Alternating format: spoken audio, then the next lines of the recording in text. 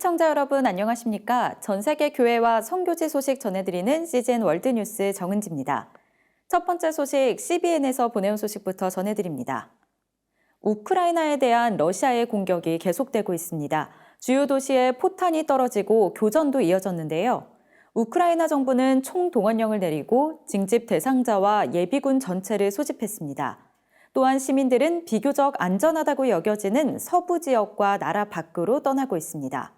이런 가운데 미국을 비롯한 서방 국가들의 러시아에 대한 강력한 제재가 잇따르고 있습니다. 그러나 일각에서는 제재 조치가 블라디미르 푸틴 러시아 대통령의 계획을 막지 못할 것이라고 우려를 표하기도 했습니다.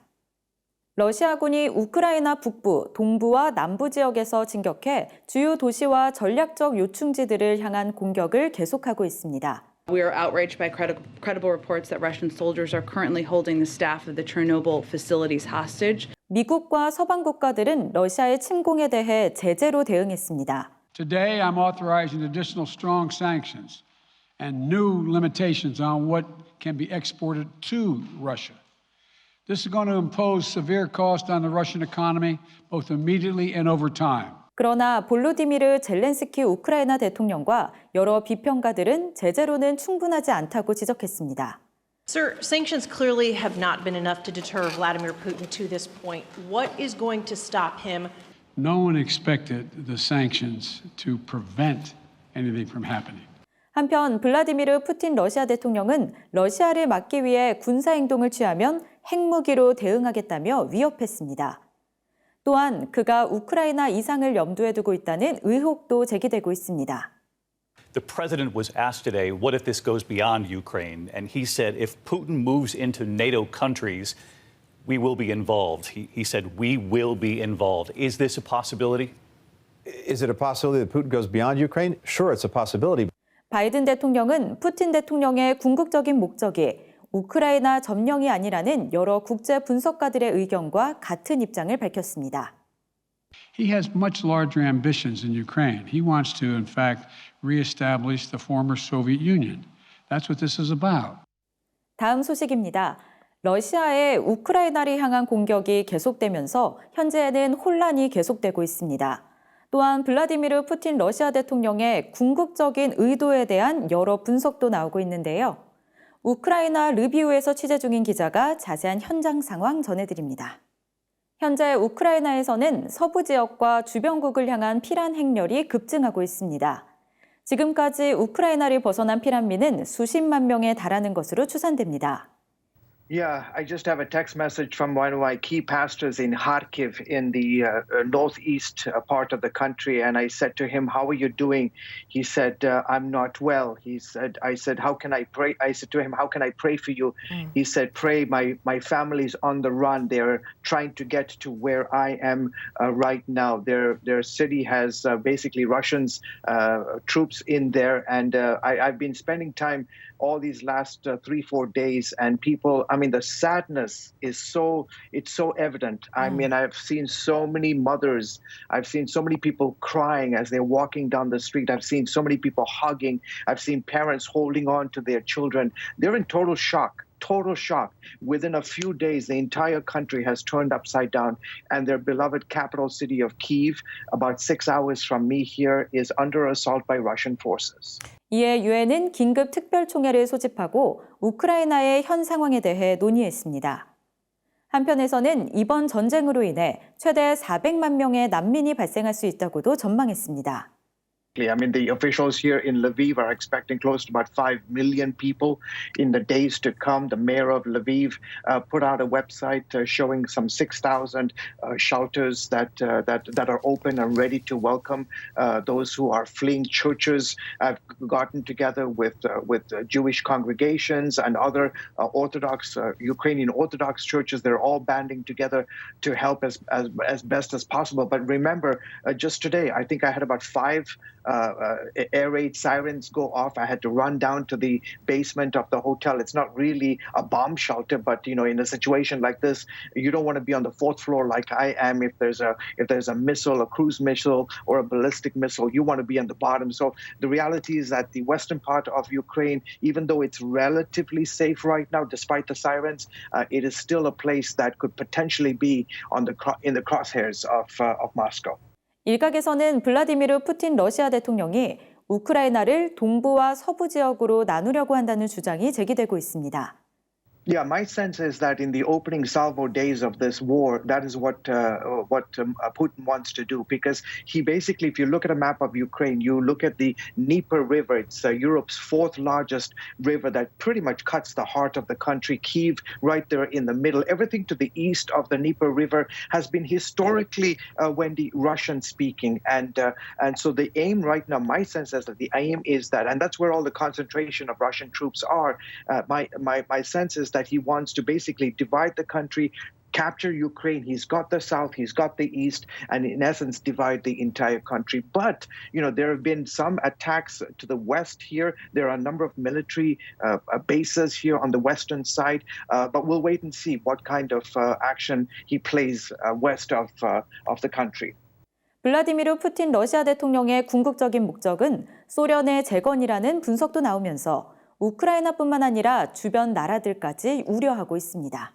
Well, you look at not just Ukraine, you look at the countries of Lithuania, Slovenia, Slovakia. They're all very concerned. This entire region has been turned upside down within a matter of days. This idea that Vladimir Putin wants to reconstitute not just the USSR, but the entire Russian Empire. And today, Ukrainians are, after 30 years of experience in democracy, suddenly their entire lives have been turned upside down. Freedom has been snatched from their hands, and they realize the possibility of returning to the dark days of totalitarianism and a dictatorship that they see happening today in Russia. I mean, just imagine, just the last couple of hours, you've seen thousands of Russians taking to the streets of Russia, and they're all being arrested. I think over 2,000 Russians have been arrested just in the last few hours because they're protesting the regime and their war here in Ukraine.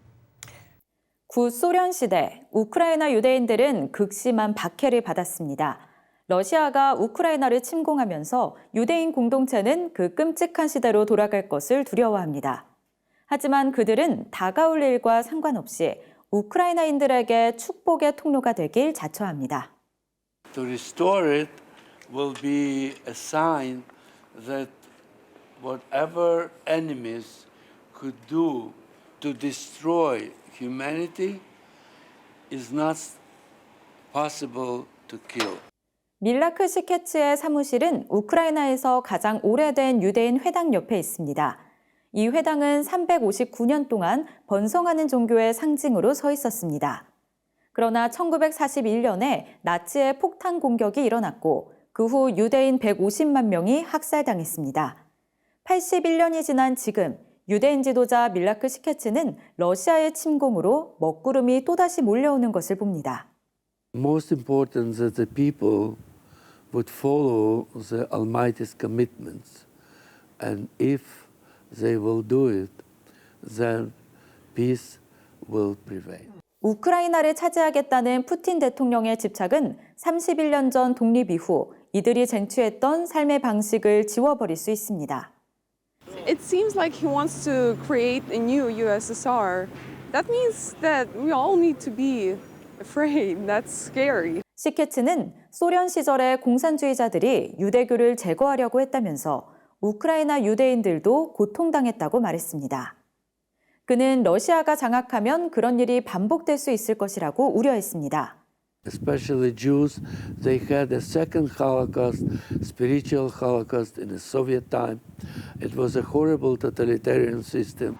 수도 키이우를 비롯해 동부 지역 주민들이 탈출 행렬이 이어지자 리비우 최대 규모 회당의 지도자인 모데카이 숄로모 발드라비는 피란민을 받을 준비가 됐다고 밝혔습니다. 그는 신도들이 도움이 필요한 사람들에게 축복이 되기를 바랐습니다. Please use me not to be a bone in somebody's throat, but use me to be beneficial, to make it pleasant, to make it better, to make it easier for people around. 오늘의 국내 단신입니다. 한국교회 총연합이 최근 목회 서신을 발표하고 우크라이나를 위한 기도를 촉구했습니다. 한교총은 우리는 전쟁 중단을 촉구하는 일에 미온적 태도를 보일 수 없다며 일제강점기와 6.25 전쟁의 비극을 잊지 말고 함께 기도해 주길 부탁한다고 전했습니다. 또한 한교총은 한국교회 봉사단, 한국세계선교협의회, 여러 기독교 NGO와 함께 우크라이나 지원을 위해 힘쓰겠다고 밝혔습니다. 재단법인 더 펠로우십 한국 IFCJ가 국제본부를 통해 우크라이나에 100만 달러를 긴급 지원했으며 임시대피소와 구호품 지원, 난민 탈출 등을 돕고 있다고 전했습니다. 더 펠로우십은 현재 현장 직원, 자원봉사자, 협력단체들이 현지 활동을 하고 있다며 한국 홈페이지를 통해서도 우크라이나 지원 활동에 동참할 수 있다고 전했습니다. 국제구호개발 NGO 월드비전이 대형 산불로 인해 피해를 입은 강원 경북 지역 아동과 이재민을 위한 3억 원 규모의 긴급 구호를 진행합니다. 월드비전은 이재민들을 위한 식료품, 세면도구, 마스크 등이 포함된 긴급 구호 키트를 우선 지원하며 주거 재건비 지원, 아동 회복을 위한 프로그램 운영 등 사후 재건을 위한 지원도 이어갈 계획입니다. 아크연구소와 목회데이터연구소가 최근 발표한 제20대 대통령 선거 개신교인 인식조사 결과에 따르면 개신교인 42.8%가 개인의 종교적 신념에 따라 후보를 선택하는 것으로 나타났습니다. 40.1%가 가족의 의견에 영향을 받는 것으로 나타났으며 목회자의 영향은 19%로 나타났습니다. 또한 한국교회의 정치적 발언과 활동에는 64.1%가 반대해 부정적인 인식이 강한 것으로 나타났습니다. 최근 구세군이 혼자 움직이기 어려운 환자들의 소원 나들이를 도와주는 봉사단체 앰뷸런스 소원재단에 차량 2대를 기증했습니다. 차량에는 응급구조 의료장비와 특수의자 등이 설치됐으며 구세군이 연간 운영비도 지원할 계획입니다. 소원재단 이사장 김신 전 대법관은 자선 냄비에 참여한 온 국민의 마음을 모은 일이라 더욱 의미 깊다며 감사의 뜻을 전했습니다. 하나님을 사랑하는 마음으로 이웃에게 말뿐만 아닌 진실한 행동으로 사랑을 나누는 오늘 하루가 되길 소망합니다. CGN 월드뉴스는 새로운 시대에 변치 않는 복음을 전하며 세상에 바로 서고자 하는 그리스도인들의 눈이 되겠습니다. 시청해주셔서 감사드립니다.